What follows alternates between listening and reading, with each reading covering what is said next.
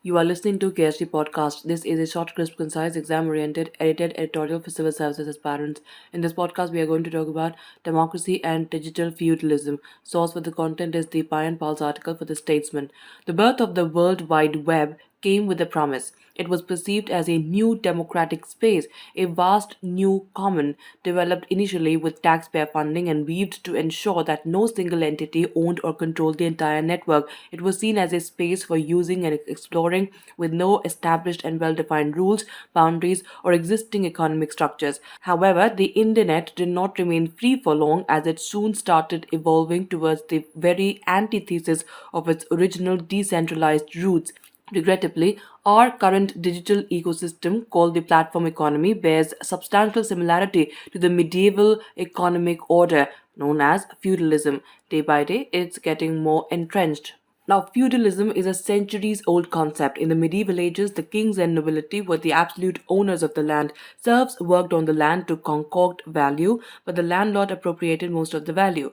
In our modern digital ecosystem, instead of farm produce today, the new asset class is data, with personal data becoming the world's most precious commodity, which is created by us, the users, but seized by digital landlords, that is, the dominant tech companies.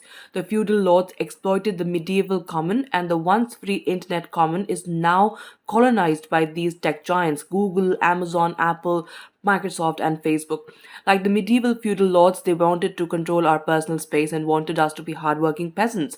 Just as the feudal economy was based on cheap labor, the digital economy exploits and extracts user data, connectivity, and sociality. Users participate on platforms barely knowing the data they capitulate, and that data is then used to create value solely for the platform owners. We are now at a juncture where we must agree to the company's terms, otherwise, we can't use that technology. The more automated our lives will become, the easier it will be for those who wish us harm to interfere and tamper with our lives. Pegasus spyware is the most recent known example of the same. Medieval feudalism was based on the exercise of authority, whereas digital feudalism is participatory. These digital feudal lords have entered the picture with the promise of exceptional user experience, efficiency, and convenience. The prices users pay are dependency, surveillance, loss of freedom, and democracy. Even algorithms are being developed in ways that enable tech firms to thrive from our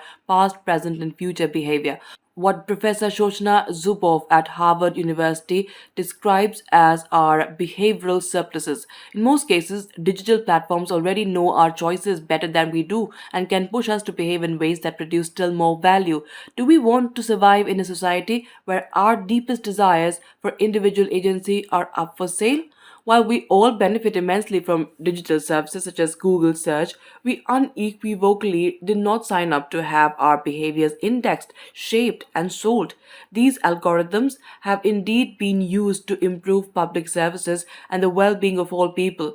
These same digital technologies are now being used to undermine public services, tamper with individual privacy, and destabilize the world's democracies, all for vested benefits.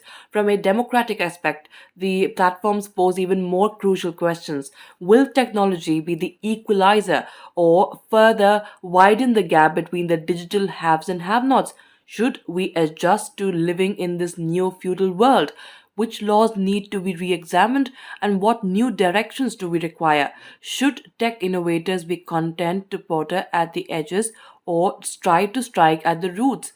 We may not find the solutions right away, but let us start by identifying all the questions that need to be asked. Adam Smith's conception of a free market was free from rents, not the state. So there is an urgent need to regulate big tech companies, bring it under the principles of transparency and justice. Democracies across the globe, like Australia and Canada, have enacted legislation like News Media Bargaining Code and Bill C10, respectively, to mitigate the risks posed by big tech. India must do something too. The Privacy and Data Protection, that is PDP bill, should be brought forth and enacted as law. Other legislation should be carved for systematic and rigorous parliamentary oversight over the tech companies. Digital governance should be rooted in our constitutional principles. Digital feudalism is getting established day by day.